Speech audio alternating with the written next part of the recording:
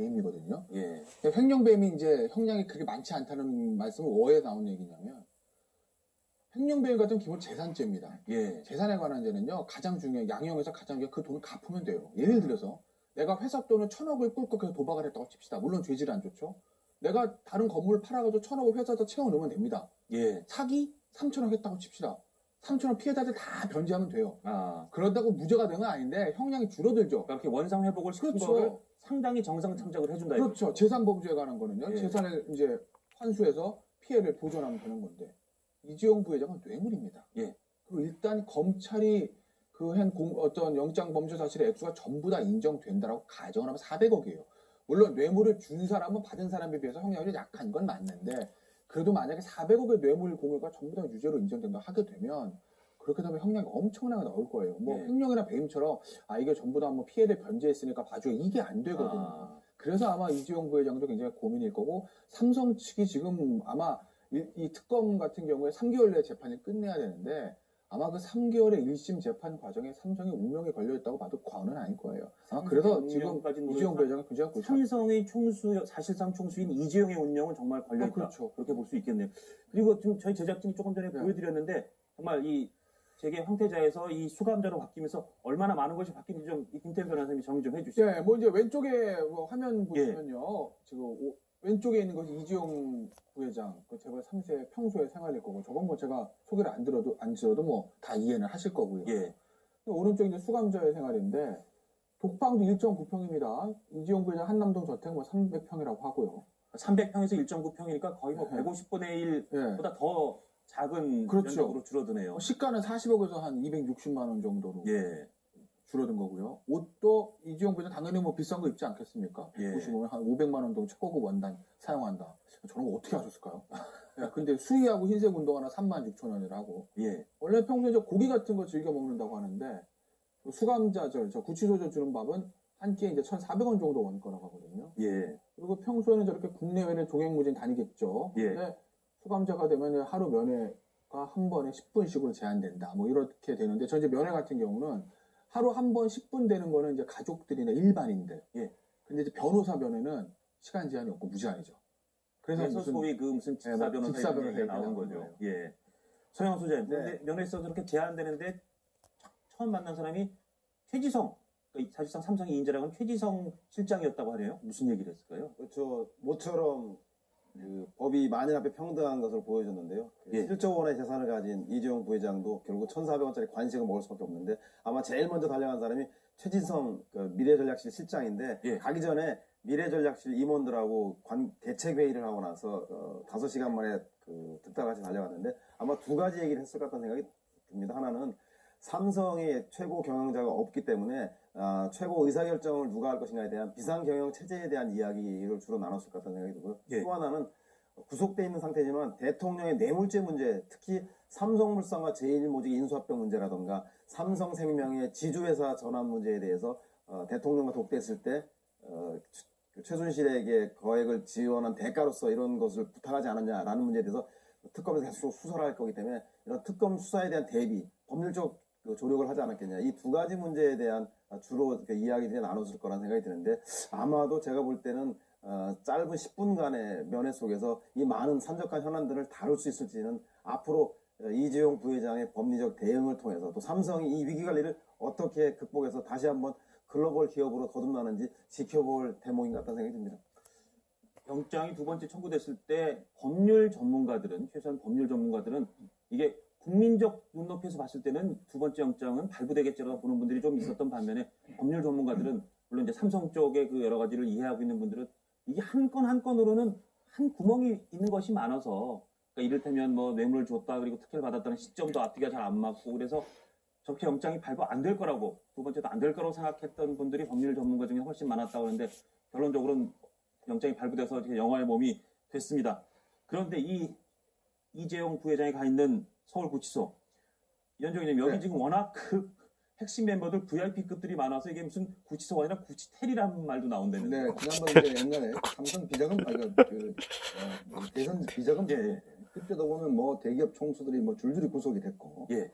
정치인들 대해서 그때도 그랬습니다만 지금도 마찬가지로 이제 서울구치소가 정말 이렇게 이 이제 그 일상용어로 범털이라고 그럽니다. 그런 말 쓰죠. 그러니까 이렇게 부자 사람들을 범털이라고 그러고 또 이제 돈이 없는 분들은 그냥 개털이라고 그러고 이렇게 이제 구분을 하는데 이제 속칭 안에서 구분하는데 실제로는 지금 현재 서울구치소에서 갈 수 있는 게 남부구치소와 서울구치소가 있습니다. 예. 남부구치소 같은 경우는 지금 정호성, 안종범 이런 분들이 지금 가 있고 예. 주로 이제 서울구치소에 많이 가 계시죠. 그리고 또 이제 가 계시면 여기에 특히 독방들에 다들 이제 그게 하게 됩니다. 예. 이게 또 변호인은 그 접견을 하게 되면 왔다 갔다 하면서 그 내부에서 잘 만납니다. 예. 그러니까 서로 만나서 뭐 눈빛도 인사도 하고 뭐 이렇게 할 수가 있기 때문에 상당히 이제 교도관들도 굉장히 이제 예민할 수밖에 없죠. 예. 이렇게 많은 어떤 위력자들이 나온다면 특히 이제 면허서 같은 경우는 이렇게 이제 이재용 부회장이 가 있으면 또 이 삼성에서 이제 여기 상주를 하게 됩니다. 예. 누가 오신다 한 개는 또 나머지도 이제 유력 인사들 오게 되면 그 관련자들이 항상 이 구치소 대기실에 많이 있기 때문에 예. 지금 가보시면 굉장히 거기가 아마 그 사람들도 또 고급차들로 상당히 붐비고 있을 것이다 이렇게 생각이 듭니다. 평소 같으면 이렇게 다 모이시기가 쉽지 않은 분들이 전혀 예상치 못한 장소에 많이 모이신 것 같습니다. 2시에 이제 이재용 부회장이 검찰 특검에 출두를 하는데 최청원 박사님 어떻게 보세요? 하룻밤 아까 이제 억울한 심정이 가장 큰 거라고 했는데 이제 어제하고 신분이 바뀐 상태에서 휴일을 입고 하룻밤을 자고 이제 검사의 그 수사에 응하게 될 텐데 또 바뀔까요? 아니 뭐 일단 진술을 태도를 바꾼다는 이런 변화가 일어날까요? 뭐 하루아침에 이렇게 하룻밤 사이에 바뀌기는 좀 힘들겠지만 바뀔 가능성이 굉장히 높죠. 왜냐하면 뭐 성장 환경이나 그런 데 있어서 이렇게 거칠게 살아오거나 이런 면역적인 일이 특성이 없기 때문에 사실 구치소에 다녀온 사람이나 아니면 관계자들 얘기에 따르면 3개월 지나면 누군가라도 대화만 해줘도 고맙다고 하고 또 거기서 심리적 변화는 크고 더군다나 이제 본인이 억울한 면도 있지만은 빨리 빠져나오기 위해서 저는 심정적인 변화의 가능성이 높아서 예. 뭐 관련된 진술을 있는 그대로 할 가능성이 높다. 예. 그리고 유리한 쪽으로 다 방어할 가능성이 높다라고 보는 거죠. 예. 왜냐하면 또 본인의 운명뿐만 아니라 삼성의 운명, 그 결국은 우리나라의 경제에 미치는 영향도 있고 예. 그런 측면에서 그런 걸 다 떠나서 심리적으로 내가 일단 살아야 되겠다 하는 심리가 발동할 수밖에 없죠. 내가 살아야겠다는 네. 생각이 발동할 수 있다.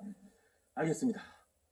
이게 JY라고 속칭 부르는 이재용 부회장이 구속되니까 이부진 호텔신라 사장이 급부상하면서 관심을 끌고 있습니다. 어제 검색 인기 상위에도 있던데 김태균 변호사님 왜 이부진 사장이 주목받는 거죠? 그러니까 일단 뭐 이건희 회장의 장 큰딸이고요. 예. 그리고 사실은 뭐 외모부터 사실 아버지는 이건희 회장이 가장 많이 닮았다고 하는 평가들이 있었죠. 갈수록 더 닮아가는 것 같아요. 그래, 외모도 닮았고 어떤 승부사적 기질도 닮았다. 예. 뭐 그런 얘기들도 하고 있고. 그리고 이부진 사장의 뛰어난 점이 뭐냐면 저는 사실은 재벌로도 어느 정도 정부적 감각이 필요하다고 보거든요. 예. 21세기에는. 결국 정부적 감각이라는 게 뭐 정치한다는 얘기가 아니라 이 국민들과 눈높이를 맞추는 이 감각이거든요. 근데 예. 사실 그런 건 노력해서 되는 게 아니라 타고나야 되는 건데 예. 이부진 사장이 그게 제가 봤을 때 뛰어나요. 그러니까 소위 정무적 촉이 뛰어나다. 그렇죠. 이거죠. 그러니까 이 타이밍에서 회사에 악재가 생겼을 때 어떻게 해야 악재를 최대한 줄이고 판을 바꿀 수 있는 이런 걸 판단하는 감각이 좀 뛰어납니다. 그러니까 예. 대표적인 게 뭐 메르스 사태 때 호텔 신라 폐쇄했잖아요. 예. 그런 것들. 그다음에 뭐 예전에 이부진 사장 입장에서는 별거 아니라고 생각할 수도 있는데 그 신라 호텔 어떤 택시 기사분이 차를 추돌해서 한 4억 정도 나왔을 때 그럼 안 받는데 그런 부분들. 예, 그리고 기억납니다. 면세점 때 본인이 직접 PT를 지휘한 뭐 그런 모습들. 예. 그런 것들 때문에 이부진 사장이 왔드는 것 아니야? 이재용 부회장에 대한 데가 되는 건 아니야라는 관측이 있는 건 사실이에요. 근데 예. 다만 그게 현실화 될 수 있을지 사실 조금 지켜볼 필요가 있어요. 왜냐하면 예. 이부진 사장이 이끌었던 건 호텔 신라입니다. 예. 이재용 회장이 해왔던 건 삼성전자예요. 예. 호텔 신라의 경영에서 이부진 사장이 탁월한 능력을 발휘한 건 맞지만 예.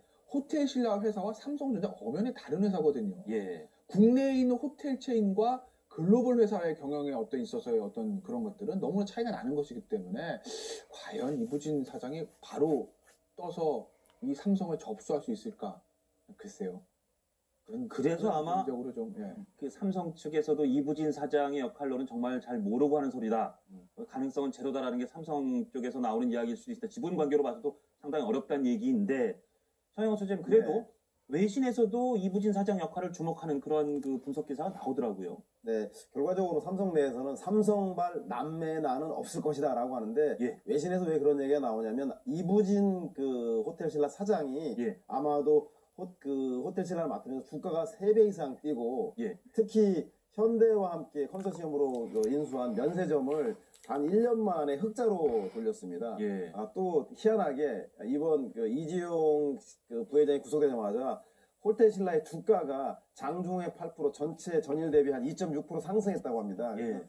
아마 이부진 사장에 대한 관심도가 높아진 것 같은데 이부진 사장 동생 밑에 있는 이서연 삼성물산 패션 부문 사장도 있어서 예. 아마 이런 오너십을 중심으로 해서 관심이 높아지는 것 같은데 결과적으로 아까 우리 김태현 변호사님 얘기하신 대로 아마도 삼성전자라든가 금융 쪽에 운영한 경험이 없고 또 이부진 사장의 지분이 전혀 없습니다. 예. 따라서 제가 볼 때는 그런 것들이 일어나기 쉽지 않을 것 같고 이서연이라고 하는 막내 동생조차도 현재 삼성물산의 패션 부분이 업황이 잘 안 좋기 때문에 자기 분야에 대해서 집중할 걸로 봐서 아마도 미래전략실이나 사장단 협의를 통해서 전문 경영인 체제로 당분간 가지 않겠냐고 하는 게 좀 제게 일반적인 관심 같은 생각이 듭니다. 저는 심리적으로 예, 볼 잠시만요. 때 지금 속보가 하나 들어왔는데 음. 김정남 암살당한 김정남의 부검 재부검을 실시한다 그런 속보가 들어와 있습니다.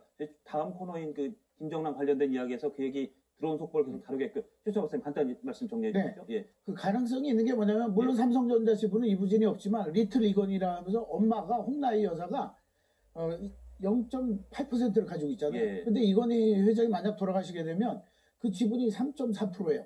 근데 홍나희 여사가 이재용 부회장보다는 딸을 이뻐한다는 거죠. 그걸 그걸 전달해 그런 줄 수가 설이 있는 거죠. 있었고 그래서 그때 네. 이게 최순실 씨 위원장님 네. 최순실 씨 이야기에도 뭐 이런 게 나와서 한번 기사도 나오고 그랬었죠. 그렇죠. 그때 이제 박원호 전 예. 승마협회 전무가 이제 최순실 씨가 한 이야기라 그러면서 예. 이제 이재용 홍나희 여사가 이제 이재용을 좀 싫어한다. 예. 그리고 이제 이 딸 이부진하고만 친한다. 이런 이야기를 이제 한 적이 있거든요. 예. 근데 뭐 물론 내부 사정 어떻게 알겠습니까만은 그러니까 지금 겉으로 볼 때는 일단 이제 기업 경영이라는 게 사실은 지분 때문에 움직이지 않습니까? 예. 문제는 이제 홍나희 여사 가진 지분이 지금 보면 0.6% 정도 돼요. 0.8% 정도 되거든요. 예. 근데 이걸 이제 과연 그러면 누구한테 물려줄 것이냐 이 문제인데 사실 이거 물려주더라도 이게 상속세가 간단치 않습니다. 그렇죠. 그게 또 쉽게 물려줄 수 있는 것도 아니고 예. 그리고 이미 이제 제가 볼 때는 뭐 그 자녀들 간에 지분 정리는 된 상황이라고 이제 보여집니다. 예. 특히 이제 각각 영역이 나눠서 이제 하고 있기 때문에 이걸 흐트러 놓는다고 한다면 상당히 그 내부적으로 혼란스러운 상황이 올 수밖에 없고 예. 그리고 이재용 부장이 이제 아직까지 뭐 유죄 확정이 된 게 아니지 않습니까? 예. 그리고 이게 이제 저는 재판을 가봐야 한다고 보여지는데 일단 그렇게 하더라도 지금 이 문제가 불거지기는 굉장히 섣부른 저는 예측이다 이렇게 보여집니다. 예. 경향신문 보도를 예. 보면 최순실이 그렇게 얘기했다는 건데 예. 최순실 저를 어떻게 알아요?